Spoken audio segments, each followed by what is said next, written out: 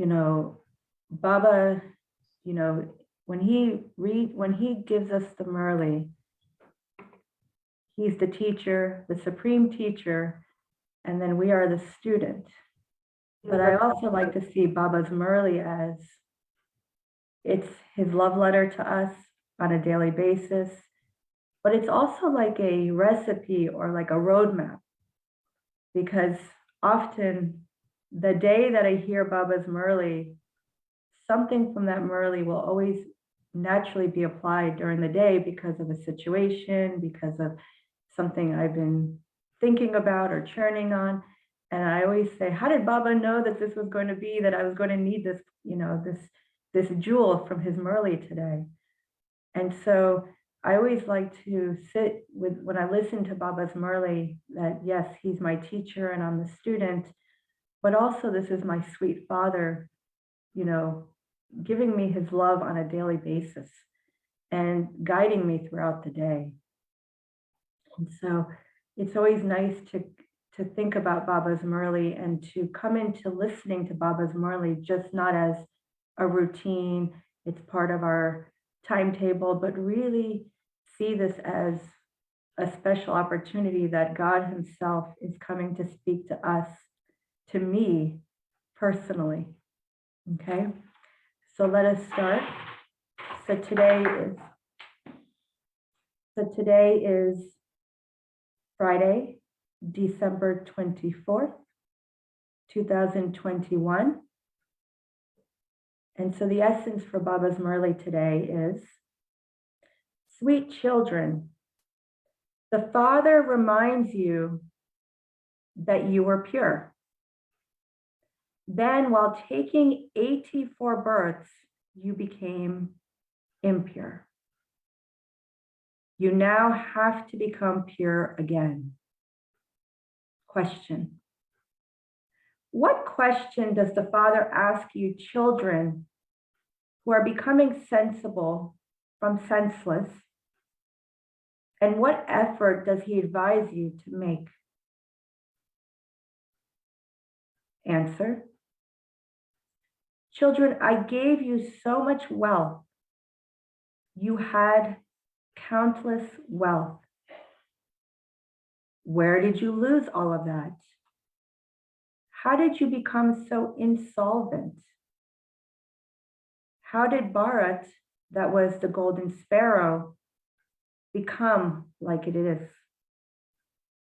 The Father now advises you, children, make effort once again.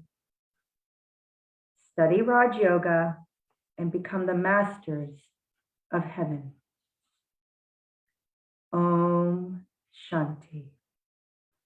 Whom are you children remembering here? Your unlimited Father. Where is he? People call out to him, "Oh, purifier," don't they? Nowadays, even sannyasis speak of the purifier Rama who belongs to Sita. That is, they say, "O purifier of us impure ones, come." You children understand that the golden age is called the pure new world, and that the iron age is called the impure old world. Where are you now sitting? At the end of the iron age. This is why you call out, "Baba, come and purify us." Who are we? I am a soul.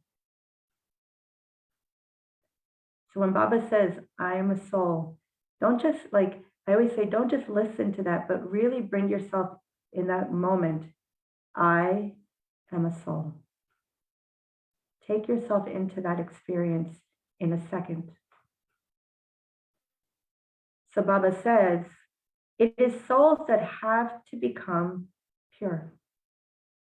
When souls become pure, they receive pure bodies. When souls are impure, they have impure bodies. This body is a puppet of clay. Souls are imperishable. The soul speaks and calls out through these organs. I have become very impure. Come and purify me. The Father purifies you, and then Ravan, the vices, makes you impure. The Golden Age is said to be pure, and the Iron Age is said to be impure. The Father has now reminded you, you were pure, you then took 84 births. Now you are at the end of the last of your many births.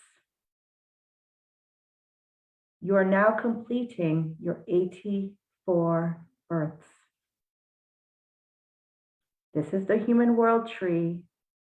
I am the seed of it. So as Baba is taking you, what he's doing right now is taking you through the cycle, or he's taking you down from the ladder. So if you remember back to the days of when you took the course, or when you're in Baba's center and you see these pictures, really bring yourself through. Say, I was pure, and then I took 84 births, and now I'm impure because I'm at the end of the Iron Age. So in that moment, Baba just took us around the cycle. So Baba says, you call out to me, O Supreme Father, Supreme Soul. I am also God, the Father, the Liberator, and the Guide. Each of you says for yourself, liberate me and become the guide to lead me to the land of peace. Sannyasis also ask, how can we receive permanent peace? So Baba often talks about sannyasis because on the path of devotion, they have renounced all bodily relations, possessions, and so Baba often refers to them in the Murli because from the path of devotion, they've done the most amount of renunciation, but it's mostly on a physical level, and Baba often reminds us of that, and they themselves often don't know who God is. So Baba says, the land of peace is the incorporeal world from where souls come down to play their parts. Only souls, not bodies, reside there. Souls reside there bodiless, that is, without bodies. That is called the land of peace, the viceless world, where souls reside. The picture of the ladder has also been explained to you, children, how you have continued to come down the ladder. It has taken you 84 births. 84 births are the maximum. Some even only take one birth. It is only one birth to 84 births. Souls continue to come down from up above. The Father says, I have come to purify you. When children put the address on a letter, they write, Shiv Baba Karav, Brahma Baba. Shiv Baba is the father of souls, and Brahma is called Adidev, Adam, Dada. The Father enters Dada and says, you called out to me, O purifier, come. Souls called out to me through their bodies. The main things are the souls. This is the land of sorrow. Here, while just sitting somewhere, people have untimely death.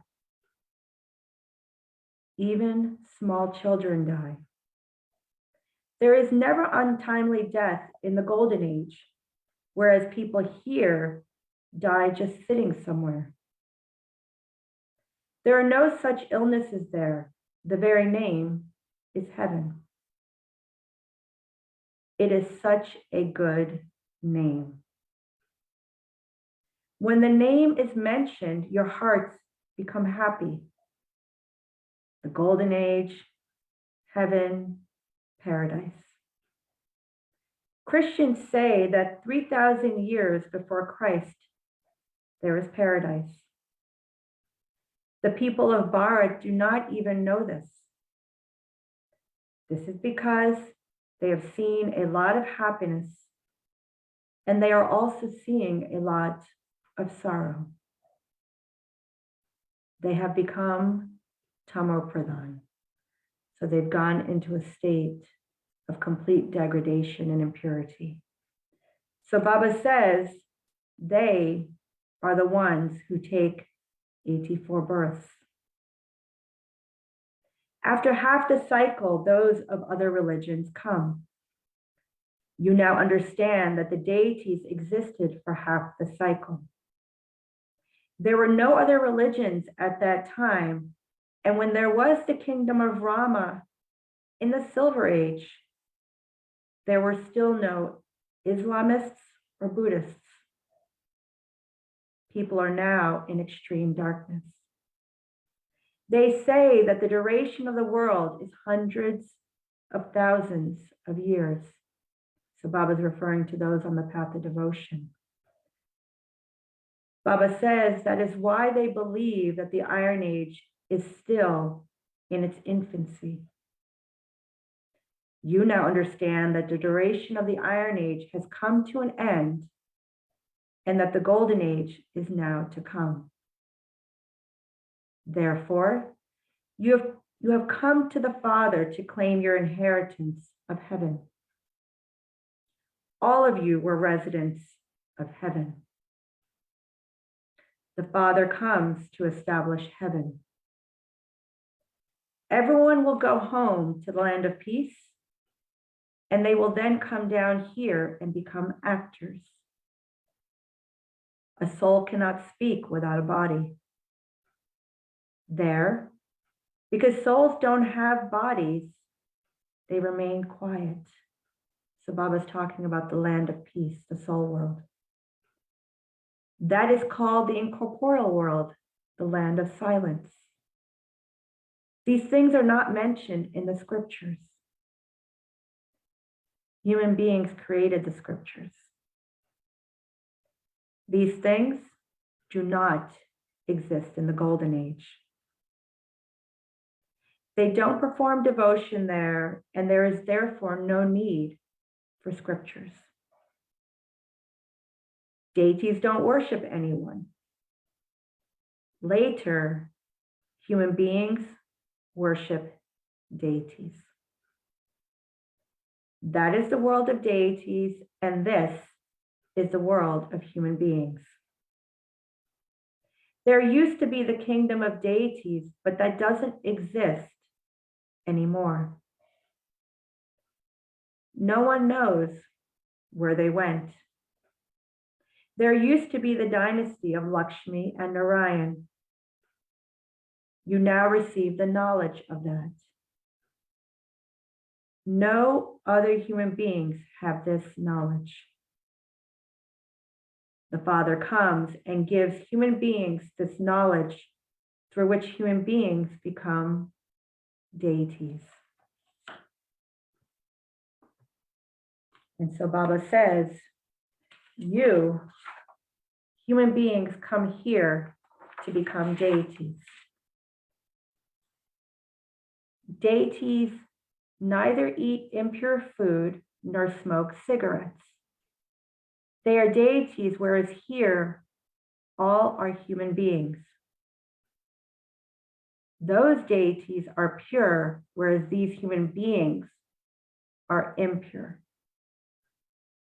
The Father sits here and speaks to souls.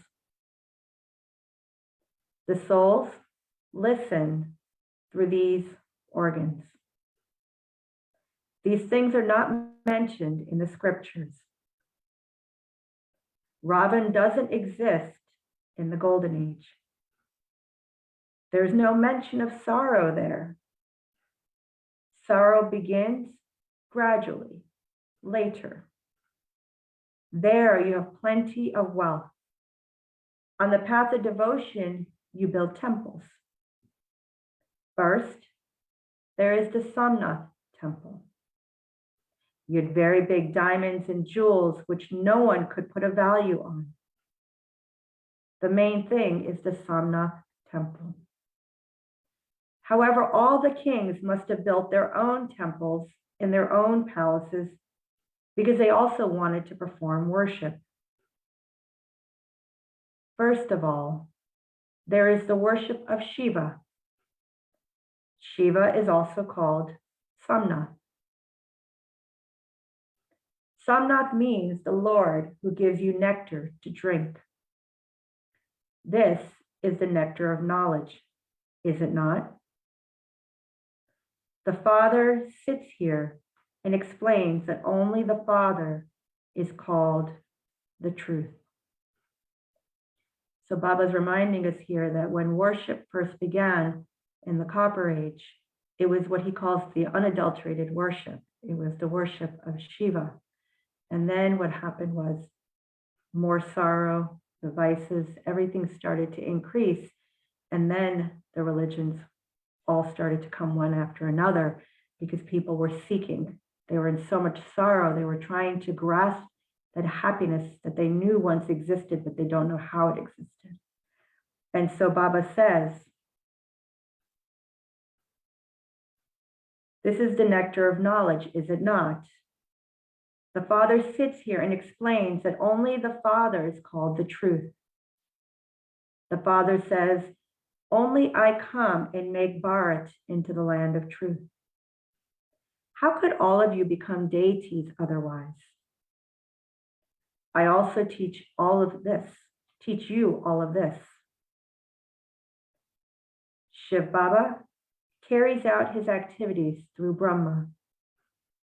Brahma has become ugly because this is the last of his many births. He will then become beautiful. They have a picture of Krishna showing him as dark blue and also fair. There are many very good pictures in the museums that you can explain very well. You know that you're going to the land of peace, to your home. We are residents of that place. Then we come here to play our parts. You children should first of all have the faith that this is not a sage or holy man teaching you. So Shiv Baba is referring to Brahma Baba right now. So Baba says this one resided in sin, but the one who enters this one and speaks is the ocean of knowledge. No one knows him. They call out, "Oh God the Father," but no one knows what his name, form, land, and time period are. Then they say that he is omnipresent. Ask them where God is, and they will reply that he resides in every particle or that he is in everyone. There is a soul sitting in each person.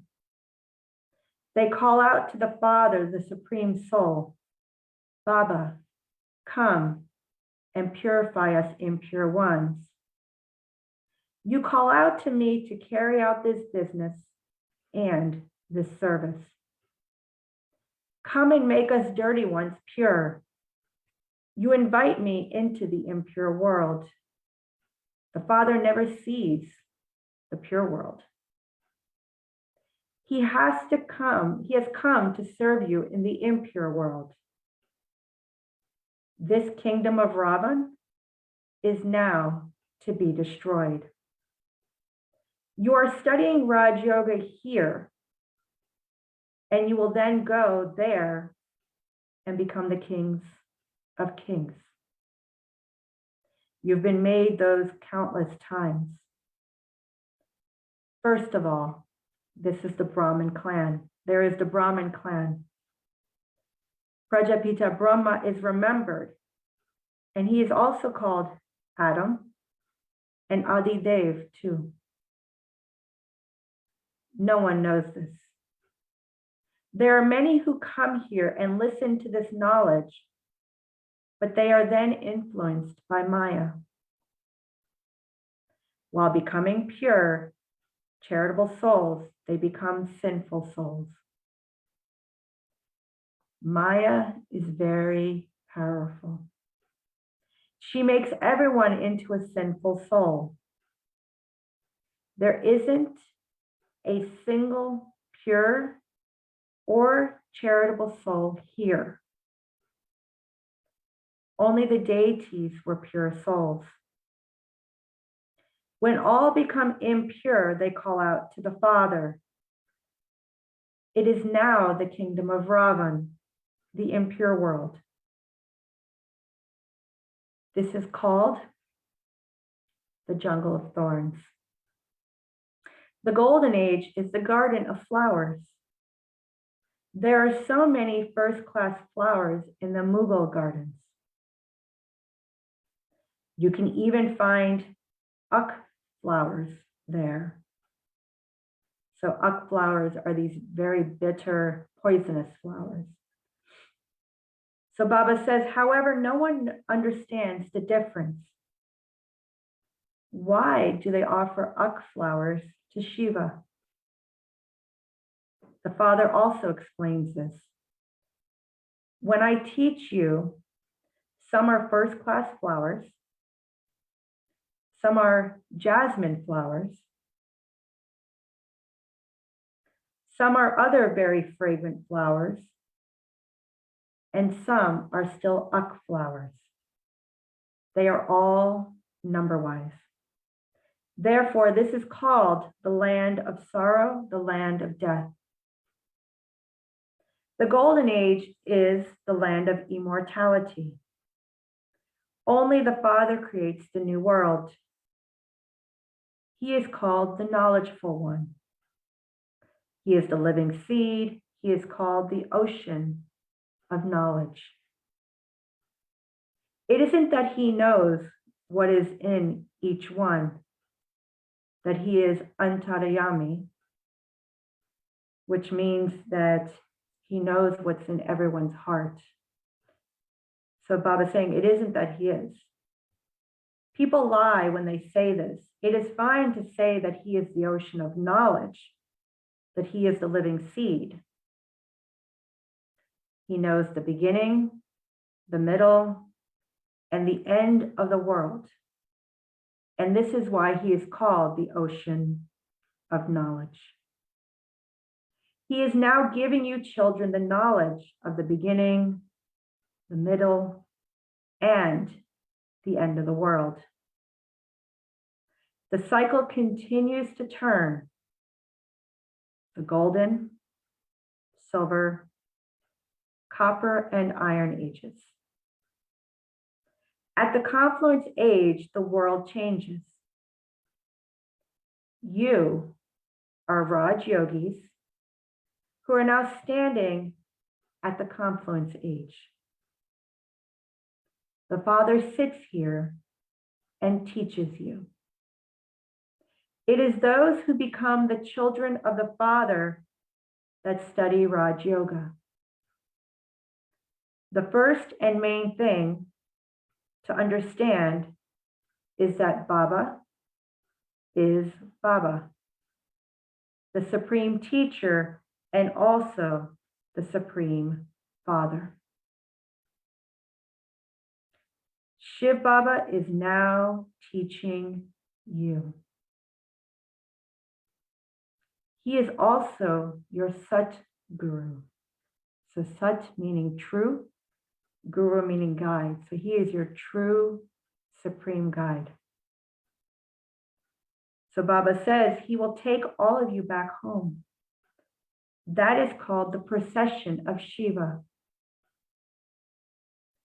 God teaches all of you devotees and makes you into residents of heaven. These things are not mentioned in the scriptures. This Dada, meaning Brahma Baba, studied many scriptures. The Father doesn't study them. The Father himself is the bestower of salvation. He doesn't need to study any scriptures. He just refers to that knowledge, and in that, just the Gita. God spoke the Gita, which is the jewel of all scriptures. But the people of Bharat don't know who God is. They say that the Father is omnipresent. It is as though they defame him. They insult the Father, and this is why they become impure. So, who will purify them? The one whom they have defamed so much comes and purifies them. He says, I do altruistic service. I make you into the masters of the world. I don't become this. You don't even remember me in heaven. Everyone remembers God at a time of sorrow. But no one remembers him when they are happy. This is called the play of happiness and sorrow. There are no other religions in heaven. All of them come later. Christians themselves say that it was heaven 3,000 years before Christ.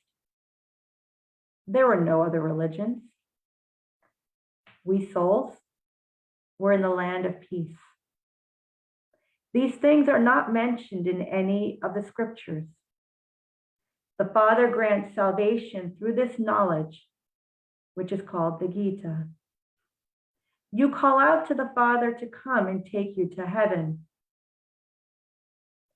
Therefore, the old world is to be destroyed. There will be many natural calamities, and storms will come with a lot of force. The Father comes and makes you senseless ones sensible. He says, I gave you so much wealth. You had countless wealth. Where did you lose all of it? The unlimited Father is asking you, what did you do with it? How did you become so insolvent? By wasting your wealth for half the cycle, you have now become insolvent. Look what Bharat, which was the golden sparrow, has now become. So Baba calls Bharat the golden sparrow because it's where the golden age is established. And so look at the state that it's become. Baba's saying, look, the purifier Father has come once again and is teaching you Raj Yoga. That is Hatha Yoga, and this is Raj Yoga. This Raj Yoga is for both men and women, whereas that is only taught to men. So at the time when Hatha Yoga was first, being practiced, it was actually only being practiced by men. Now it's become like a trend, or it's become kind of this global practice. And so now anyone practices Hatha Yoga. But Baba's telling us about how when it first was being practiced. So Baba says, now make effort and definitely become the masters of heaven. This old world has to be destroyed. There is only a short time left. War will also begin. When you reach your karmatit stage and have become worthy of going to heaven, atomic bombs will start to be used. So when Baba talks about becoming karmatit, he's talking about when we come into a state of being beyond, detached from the body, from all of our relationships, possessions, we become where we're no longer accumulating, or we're not going into any kind of karmic or any kind of action-oriented bondage. So we've reached this state of complete perfection. And so Baba's saying, they will continue to manufacture them, meaning the bombs, until then. Nevertheless, the Father tells you, children, continue to stay on the pilgrimage of remembrance. It is in this that Maya causes obstacles.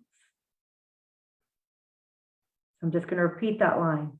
Continue to stay on the pilgrimage of remembrance. It is in this that Maya causes obstacles. Acha. To the sweetest, beloved, long lost, and now found children. Love, remembrance, and good morning. From the mother, the father, Bhaktana. The spiritual father says namaste to the spiritual children. And the spiritual children say namaste to the spiritual father. Thank you, Baba. Essence for Dharna. 1. You are going to become deities. Therefore, your food and drink have to be very pure. Renounce everything impure. 2. Become a first-class flower. Become completely worthy of going to heaven.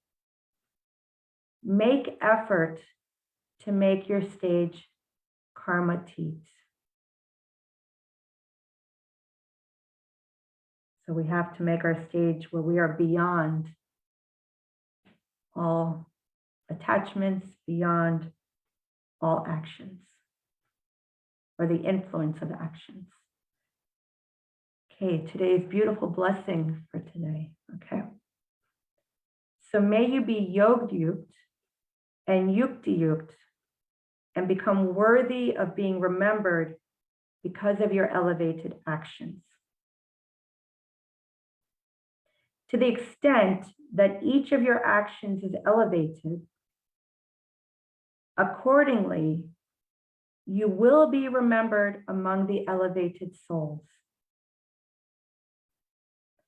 On the path of devotion, they chant the names, but here, elevated souls are remembered in order to make their virtues and actions an example.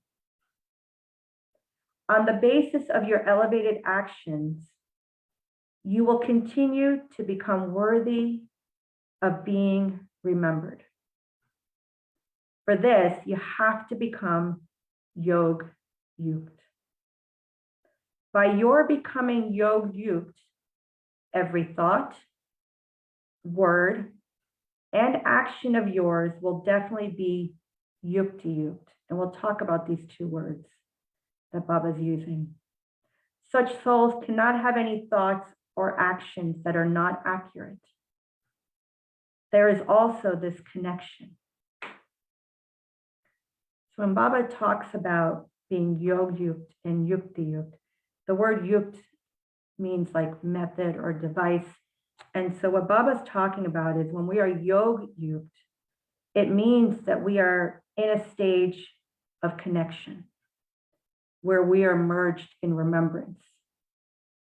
But it's not even just sitting in remembrance. It's like I'm not just experiencing that when I'm sitting in Baba's room or in meditation, but I'm actually experiencing that relationship of connection with the Father at all times. While I'm walking, while I'm moving around, I'm doing everything with that connection with Baba. And so when we talk about yukti, it also means tactic. There's no appropriate translation, but it's really about saying that, knowing that it's about having that awareness and that experience that I am merged in remembrance at all times. So that's where I'm yogyuked. And so Baba's saying that when we become yogyuked, meaning that I am constantly merged in that experience of remembrance, what happens then that when I have to make, say, a decision, or I'm in a situation that I have to decide, what am I going to say? What am I going to do? It will be accurate. Because I merged in that experience of remembrance with the Father, it means that whatever I say, whatever I do is going to be elevated and accurate. And not only will I make decisions, will I always be acting based on these deep principles of being honest, courageous, sweet. But what also happens is that others will see those virtues in me. And not only will they see it, but they will be inspired by it. They will be, inspired, but also will respect that, And so it's about taking that experience of being yogyuked, deeply connected, and the experience with the Father, and then using that experience and the deep principles that Baba has taught me to then always be accurate in how I speak, the decisions I make, how I interact with others, because it's Baba's touching. And that's how we often get the signals, is based on that deep experience of remembrance with the Father. Okay, so I'll read the blessing just very quickly with that understanding so that maybe it'll connect a little more. So may you be yogyuked and yuktiyuked and become worthy of being remembered because of your elevated actions. To the extent that each of your actions is elevated, accordingly, you will be remembered among the elevated souls. On the path of devotion, they chant the names. But here, elevated souls are remembered in order to make their virtues and actions an example. On the basis of your elevated actions, you will continue to become worthy of being remembered. For this, you have to become yogyuked. By your becoming yogyuked, every thought, word, and action of yours will definitely be yuktiyuked.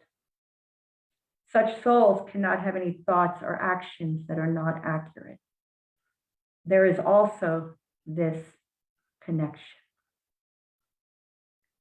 Slogan: being an instrument and having humility are the qualifications of a true server. I'll repeat the slogan. Being an instrument and having humility are the qualifications of a true server. Om Shanti. So that is Baba's beautiful Murli for today. And so I think what I was asked to do, well, let us first take a minute to just sit with Baba, and then I can share a little bit more about my experience. But let us sit for a minute just to reflect on the beautiful jewels that Baba shared with us today, but also thinking about what am I going to take and carry with me throughout the day as my intentional practice based on what Baba shared. Was there something that really stood out for me? I don't need to remember every point from today's Murli, but I do need to hold on to some that I can then apply or keep in my awareness whenever I do traffic control, whenever I have a free moment. I'm going to bring myself back to these points that Baba shared, and then I'll see how I bring it into practice. So let's just take a minute.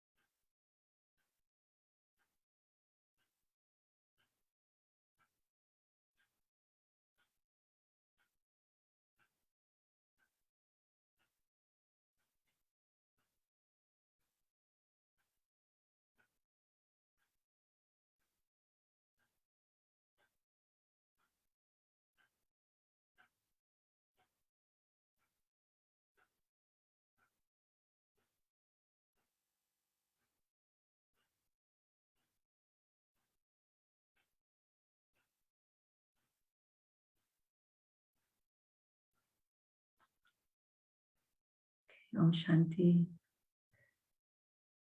I don't know if anybody feels courage enough to come on video, but it will be nice to see some faces. If anyone feels that they can come on video just to say hello. Good. Om Shanti, sister. Om Shanti, good morning. Morning. So I guess I can share a little bit about myself, and then if you want to ask any questions. Actually, it's Om Shanti, sister. Om Shanti. While reading the Murli, you did say that you will cover a little bit more about Yoga and, those subjects. So if you could really expand a little bit on that, that'll be nice. Sure. So when Baba talks about being yogyukt, it's really about keeping that, when Baba talks about man above, he's like, I, the soul, am staying in constant connection with the Supreme Father, Supreme Soul. He says that in almost every Murli, man above. And what's happening is when we keep our awareness and our connection with the Father, yes, following the timetable. So I develop my power through Amrit Vela, through keeping a daily timetable of listening to the Murli. And then what happens is that I need to take that power that I'm developing while in yoga, and then I need to bring that awareness, that experience throughout my day. Often we say, oh, my Brahmin life, oh, my Lokik life, my this, my that. We have to take down the walls of compartmentalizing the different pieces of our life and see it as one. Because what happens is we often compartmentalize our different aspects. Oh, my Lokik life, my Brahmin life, my Alokik life. No, it's all one. And so I need to also bring Baba into my day, not just when I sit in meditation, but it's really about creating this deep connection with the Father, then taking that experience of being constantly merged in remembrance and bringing that into my awareness as I do everything. So for example, I work full time, and I work in a very intense, I work for a human rights organization that works globally in Washington, DC, actually. I'm in Connecticut because this is where my Lokik parents are, but also because we're on remote work. And so it's also where my service place is in Connecticut. And so when I'm interacting with others, am I speaking harshly? Am I speaking critically? Am I creating sorrow in those moments? Or am I remaining in my awareness that whose child am I? Who's my father? And am I keeping that experience while I'm interacting and engaging with others? It doesn't mean that I don't need to, disagree. I can disagree with someone. I can have a difference of opinion. But am I criticizing their character? Am I leaving them in sorrow? So when I am yogyukt, what's happening is that I'm remaining merged in remembrance, but I'm also then bringing it into my daily activities. So what happens is that I need to stay connected to the Father. And some people say, I forget Baba. Well, let's talk about how do I remember Baba? Do I experience all relationships? What relationships do I want to work on? When I'm in Washington, I live on my own. And I often say, well, Baba's my companion. Okay, Baba, we're going to work now. Okay, Baba, we're doing this. It's not Baba's omnipresent, but I'm keeping Baba in my remembrance. So what happens is that I'm constantly working on my remembrance, but I'm also making sure I pay attention to the timetable. Amrit Vela, Murli at the appropriate time, traffic control, evening meditation, offering Bhog, all those things still need to come into my daily timetable, but it doesn't mean when I'm not sitting in meditation that I'm not staying merged in remembrance. And so when I'm yogyukt, what's happening is I'm in a stage of constant connection with the Father. Then what happens is, because of that connection, what will happen is when I'm having to make a decision, when I'm in a situation and I have to figure out, what do I say, what do I do? Because I'm in that awareness, that yogic stage, then what happens is then I will use the right approach to address the decision, the situation. And that means being yukti-yukt. Because I'm staying in that awareness, I'm then using the right approach. And at the same time, I'm not creating sorrow in someone else. I'm not creating anger. What I'm doing is actually maybe making the situation more elevated, or maybe what I'm doing is inspiring them, where it's like, wow, her response, I didn't agree with it, but the way she said it made sense. And this could be in a work situation, this could be in a home situation, it could be in a service situation. But what it's about is sticking to what Baba shares with us, our deep principles, not swaying from it, but also knowing the right approach. Like, I'll give you an example. I often, because I live on my own in Washington, what happens a lot of times around Thanksgiving, a lot of my coworkers are like, oh, you live here by yourself. Your parents are 5 hours away. Do you want to come to our house for Thanksgiving? And I have to find a way to explain that I don't, I can't eat, they know I'm already vegan, right? So it's like, they know I don't eat turkey, but how do I explain that I don't eat outside food, Or I travel for my job a lot before COVID, and I travel with my coworkers. Baba has made things so easy for me naturally, where wherever I've gone for travel, there's been Baba Center nearby. But the question always comes up with my coworkers, why don't you eat with us? Like, you don't go to restaurants with us. You don't go to the hotel dinner with us. You don't go to the bar with us. Or or sometimes the sister at the center, because I can't get away, will come and bring me the food at the hotel. And they say, you get food delivery, and all these questions come up. And it's like, how do you explain that we have this, this diet that we keep to, without them feeling like what they're eating is impure food, And it's about, how do I use the right method in that time, And so, and you might say, well, what do you say? Sometimes I just say, well, I have a very strict diet. I have a very special diet. And it's just, sometimes I don't know what they put in the food, and I have to be cautious about it. I don't want to say, oh, well, my food is purer food than yours, or I don't want to go into that, because that would create a criticism. But what I've also learned to do is say, would you like to share in it? Or I've invited my coworkers to come to the center when we're traveling and eat with me.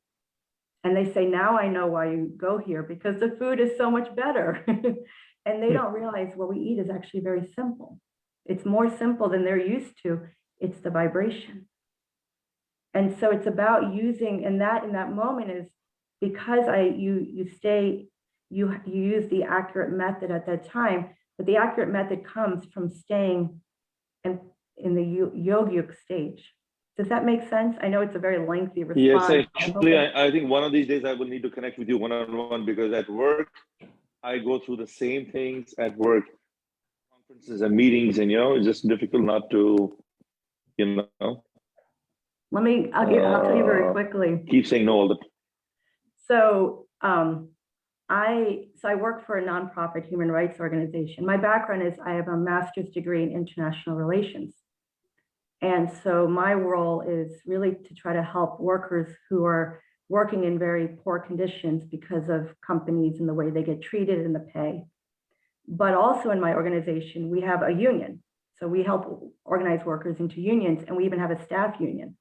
Believe it or not, I was nominated to be the chief steward, the chief negotiator against our employer. And for the last 4 months, I've had to sit across the table from them and really have very difficult conversations. My coworkers yelling, screaming, and then I come along and I'm like, okay, let's talk about this. And my role is to speak truthfully, but it's not to want to attack someone's character. And it's interesting, it's the first time I've had to play this role. And, stuck with the daily timetable, even though we'd been negotiating till midnight, still did Amrit Vela, still read Murli every day, did not miss a single class. Didn't get a lot of sleep for 4 months.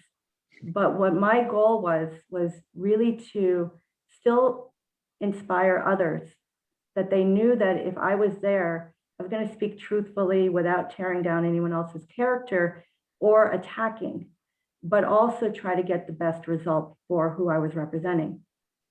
And it was interesting because I was told by my colleagues, because there were some days I couldn't be there. And they said, you know, Nilisha, when you're with us, we feel calmer and we feel like we get more done and we get further. We actually got the best contract we've had in the last 20 years out of this negotiation. It took 4 months. And I just said, thank you, Baba, you know, because what I did was I didn't check my Brahmin virtues at the door. I didn't try to change who I was. I actually came as me. And I made sure that I brought power from my own spiritual study into how I was going to interact, you know, how I was going to speak. And it was interesting because, you know, because you also have to think about, well, I have to maintain relationships. And there were a lot of times I disagreed, but it's how we disagree. And so that was where I brought being yogyukt and yukti-yukt into a practical way. And yes, it took a long time, but it actually was where, you know, the result was that people felt inspired, people felt respected, and we actually had a result that benefited a lot of people. What I've learned, you know, so I came to Baba when I was 9 years old with my parents. And so I grew up actually under Sister Mohini and Daddy Janki, because at the time in New York, because we didn't have a center in Connecticut, it was only one small center in Queens, New York, and it was like 30 students. This was in 1986. And Daddy Janki, Daddy Prakashmani used to come every year to New York, you know, because it was, you know, Daddy Janki was in London, so she'd come every year. And, you know, and one of the things we were taught was, well, first of all, discipline was a very big thing. You know, I was like, at the age of 11, I was sitting in Amrit Vela and I was trying to negotiate with Sister Mohini Didi that why should I have to do Amrit Vela at the age of 11? So I used to try to like say, well, I don't think I should sit for 45 minutes. I want to sit for 20 minutes and I want music. You know, my parents were shocked that I used to try to negotiate with Mohini Didi about Amrit Vela, but she was very like, as long as you show up, okay, you know, and, you know, but what I've learned is, you know, and one of the things that Mohini Didi was very clear about was I get my education. She's like, get your education and then decide what you want to do. And so I got my undergraduate, my graduate degree, and then I moved to Washington, D.C. You know, I've actually been living in Washington for 20 years, but I'm in Connecticut a lot more because of the pandemic. And because I wanted spiritual, like living by yourself is okay, but it also can be where your mind and your thoughts and you can wander if you're not careful. And so that's why it's important to stay connected to your center. It's why I came back to Connecticut since I was on remote work, that I could be here and just have more spiritual company. But it's also about saying, how am I going to progress? You know, what is it I want to do? Because I work a lot, but I also want to make sure that work is not everything. It is one way that I can serve, but also what is my goal? You know, my spiritual goals, and what is the best way that I want to achieve them, and to stick to a plan. And so that's why I actually came back to Connecticut a while back. I still live in Washington. I was just back there about a week ago. But while I'm on remote work, I chose to work from my parents' Lokik home, where they're also running the center since they retired. So doing service here. But I have to say that, you know, I feel very fortunate to grow up with you know, a very beautiful Brahmin family, because it was literally everyone raising me.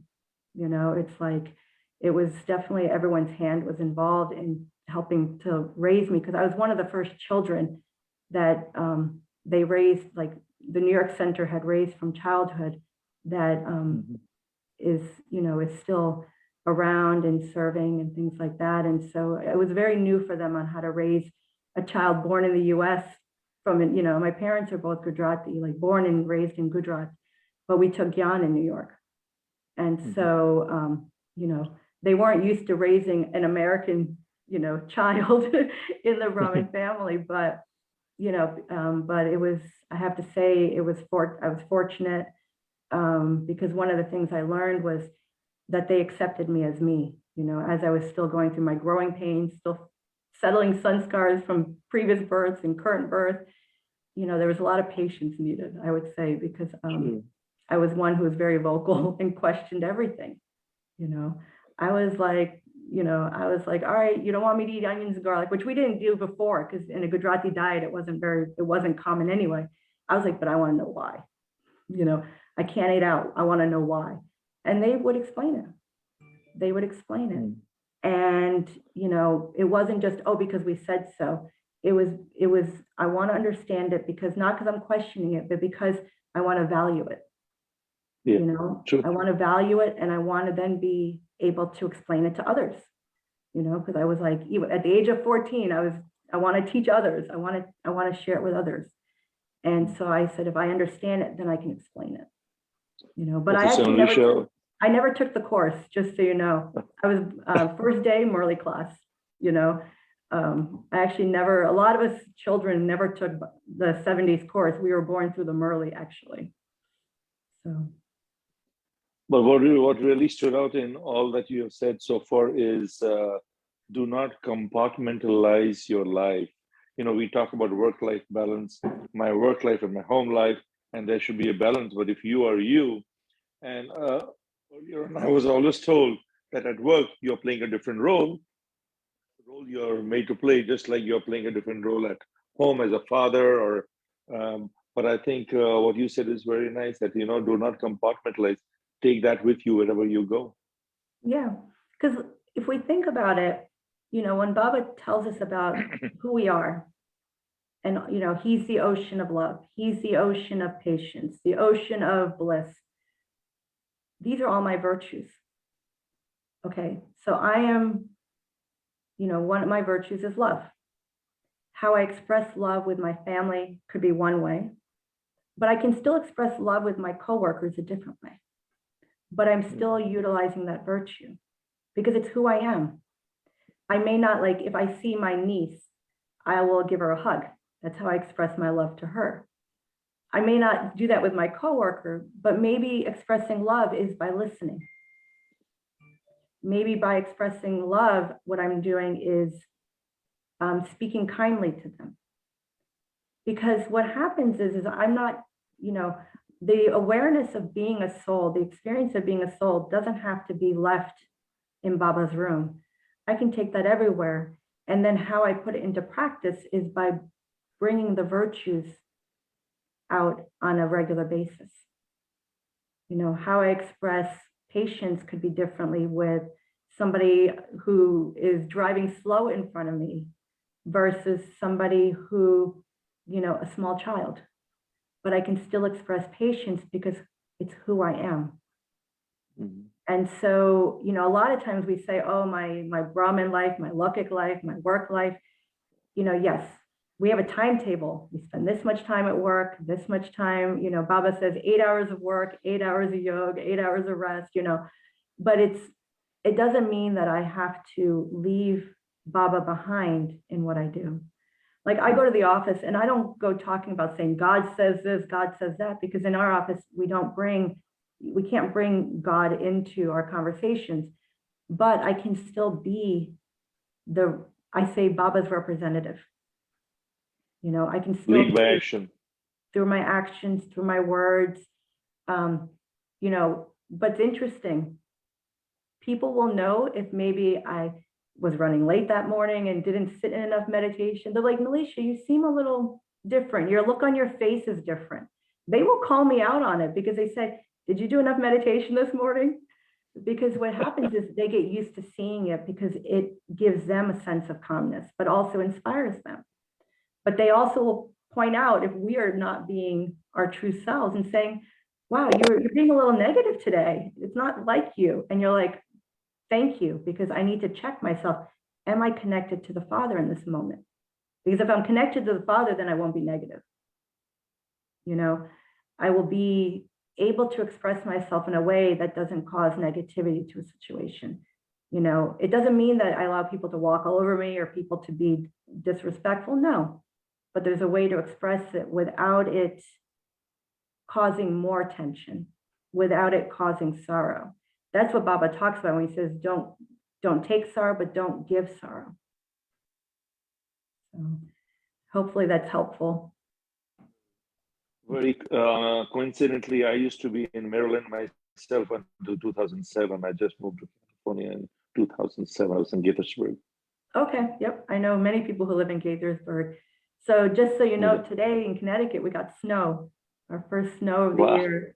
Yeah, it's very light snow. It's like maybe an inch or two. We're like, oh, this is nothing.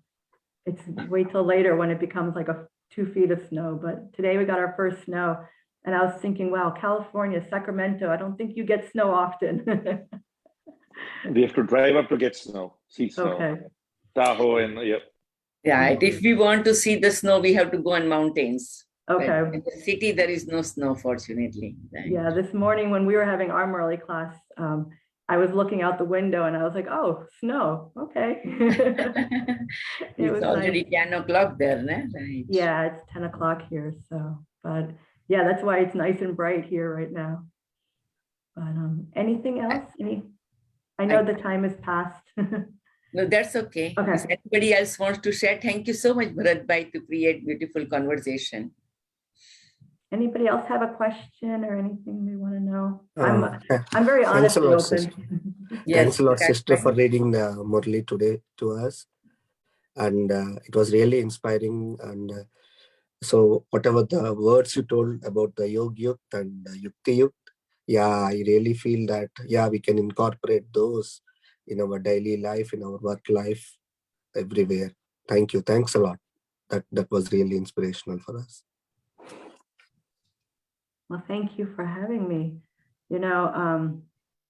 I usually, so because I grew up in Baba's, family as a child, I usually am working with youth and children, like in Madhuban. I don't know if any of you go to Madhuban in December. Before COVID, I used to be there for the youth retreats and stuff to help facilitate. And one of the questions that always comes up is, Baba speaks beautiful words in the Murli, but it's like people struggle with and it happened to me too. How are we to apply it? How do we put it into practice? Like I can repeat a point. I can easily take notes and repeat 5 points, but really applying it, and I said, for me, it was, I had to change how I look at the Murli. It's not something I have to do. It's something I want to do because this is Baba's way of expressing his love to me. You know that ending we always say at the end of every Murli, to the sweetest, beloved, long lost and now found. That part of long lost and now found, it actually brings like tears to my eyes, because think about it, for birth after birth, we are searching and finally God has found us. Just so you know, you see the smile on my face. 10 years ago in the youth retreats, I was considered the most serious one of everybody, because I would listen to the Murli and just be very like serious and focused, because I was trying to absorb it. And then I was like, let it touch my heart, but let me also think about some of the words Baba uses every time. Long lost and now found. We've been searching since the golden age, not the golden age, since the copper age, we started searching for God. We didn't know, that it was actually God who got us to, that it was Baba who got us to the golden and silver ages. But we've been searching for so long, and finally he found us. And it's like, I'm not letting you go, because he's not going to let us go. And so then when he brings these beautiful jewels and gems in the Murli, like the blessing today about Yog Yukt and Yukti Yukt, I was like, Baba, you're telling me this for a reason, and I want to understand it. So this morning, I did a little bit of exploration on Yog Yukt and Yukti Yukt, because I knew that this was going to be, because he brought it up earlier in a previous Murli in the past, I think, week or so, about Yog Yukt and Yukti Yukt. And so I said, this is something I need to learn. And so I've been churning on it for a few days. So that's why I was able to talk about it today, because it's something that I myself was like, I need to practice this more. And so thank you. Thank you so much. Anyone Very else? well, right. Very good. Very good. Very practical, very, down the earth kind of, and useful in day-to-day life. Very good. Anybody else has any question or any comments? Want to share any? Yeah, go ahead. Sister, you mentioned about how to remember that one point of Murli throughout the day. And recently I was listening to a presentation by somebody, I don't forget who, but gave a very good thought process. And I've been using that for the last week or so, is that whichever point appeals to you, you write that down. Every time you wash your hands, think of that point. And in a day, we need to at least wash our hands 8 to 10 times. That way that point comes to, whenever you go to wash your hands, think of that point and then wash your hands. It's, they used to say, wash your hands saying happy birthday to you twice. Yeah. No, repeat the Murli point and wash your hands. That's a great method. It's an excellent method, especially these days where we're reminded to wash our hands often. Yeah. True. Something I do also is I pick a Murli point that maybe I wouldn't normally pick. Like I don't always pick the ones that are like the easy ones, but I pick one that might be a little challenging for me because it means that I need to work on it. And maybe I didn't connect to it because I need to study it. I need to like explore it more. And so I try to pick one point that is like, okay, this is easy. And one that I find that I'll have to make a little effort around. Because otherwise the Murli becomes just routine and no newness. And so I usually try to pick two. And when I'm at work, what I do is I write it on a Post-it. I actually write it on a Post-it note and then I like put it on my computer. And then I'll put it on my notebook. Because I was like, you know what? I'm going to write it. Baba says, you're a student. Yeah. I'm going to write it down and carry this Post-it note throughout the day with me, It's just that sometimes I tend to leave the Post-it. I left it in a conference room one time. They're like, Nilisha, I think this is your Post-it. I was like, yeah. Take a picture of that on your. Go ahead. Take a picture of the Post-it on your phone. That way it goes with you wherever. That's a good idea. Yeah. And I always like this. I try to do also. I always take challenging point from the Murli that I have to work on it, because sometimes, it is like you have to come out of your comfort zone or you have to feel little bit uncomfortable, that because then only growth will happen. Yeah. Then you will mature and you will get something out of it.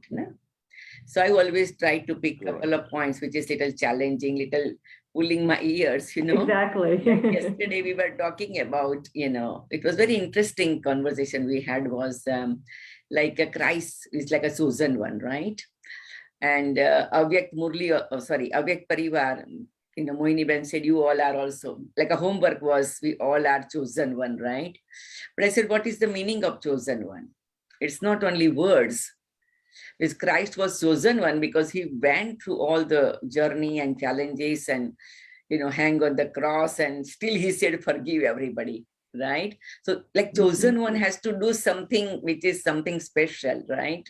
So I said, if I am chosen one, means what is the meaning of it, right? So I have to do something which will be not totally comfortable, smooth and easy. And we were jokingly saying that it is not like you take soft, nice lotion and rub on your skin and enjoy. I said, it is not like that.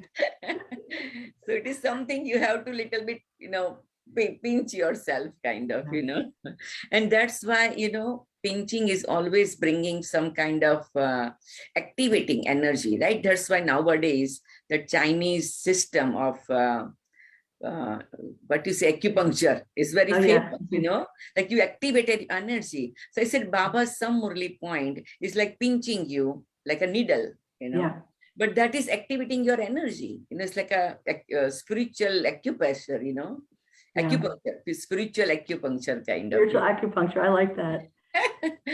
So and Baba's last line in the Murli was saying that continue to stay on the pilgrimage of remembrance, and then it's that Maya causes obstacles.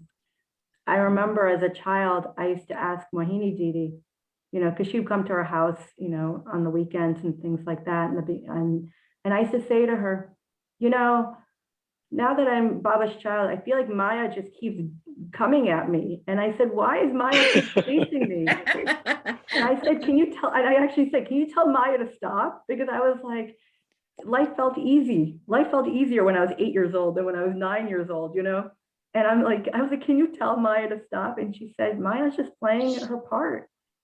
But she says, but Baba's giving you a stronger part because he's actually, you now know who he is. And the reason why Maya's coming after you is it's a chance for you to become more powerful. And to see Maya as an opportunity to overcome versus as Maya's chasing me, And so to see it's an opportunity to strengthen myself. And then eventually Maya will seem very small, but yeah, it does seem like, because we're all of a sudden we're aware that Maya is around.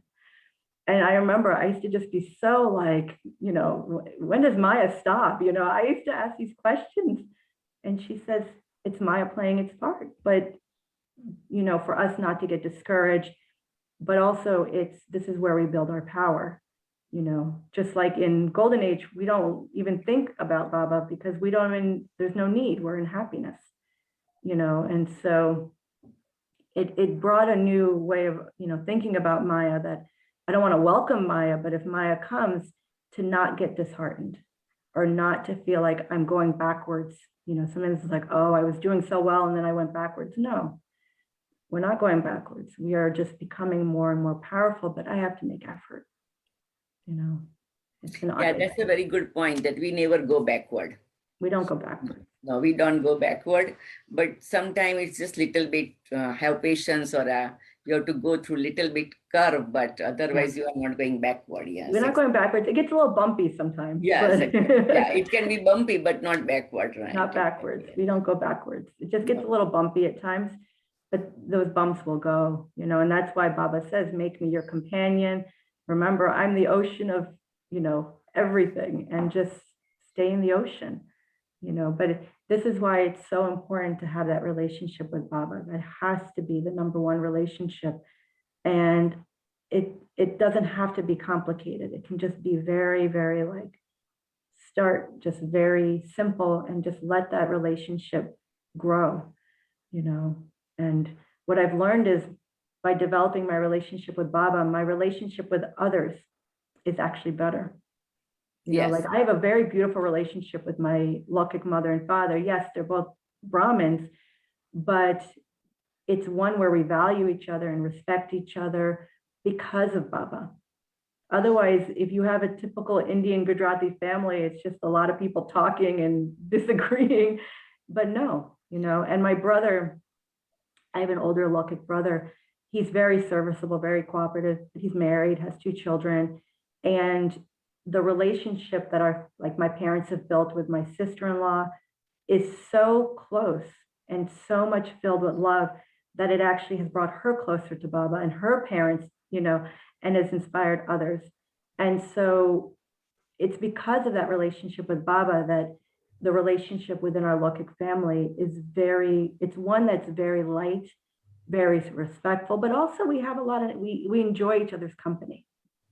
We enjoy our time together. When I found out that I didn't have to return to the office for a few extra weeks, the first thing I said was, great, I get to stay here. Because, what adult wants to be with their parents all the time, but I don't see them as my mother and father. I see them as, my spiritual brother and sister, but also my teachers. And yes, also my mother and father. And their friendship also, like companions. Yeah, we're service companions. Service companions. Yeah, but not to say they weren't strict with me growing up. They were, but that relationship grew because of Baba. Yeah. Very good. Thank you so much. We can enjoy. Thank you. Right. Thank you. And it was wonderful to meet all of you. And yes, it's wonderful. Thank you for this opportunity. Also, right? Yeah, right. Because I also didn't know so many things, so it's good. Yeah. See, Sister Nilisha is thanking us. We need to thank her for her words of wisdom, and thank you to Hansa Ben for taking that step of inviting you in. Thank you. Yes. Yeah, just, we are learning. I said, this is a Zoom time. So why don't we can enjoy and get benefit of everyone's presence, like that. Yeah. Yes. Okay, so let's have a moment Om of silence and Om Shanti. Thank you. And tomorrow is Christmas Day and we all are experiencing all the qualities and virtues that Christmas is bringing to us in our awareness. So let's have a moment of silence and just have reflection and connect. There's a very beautiful quotation I was reading. Quieter you become, you hear more. So when my mind becomes quiet in a silence reflection, I hear Baba's divine energy.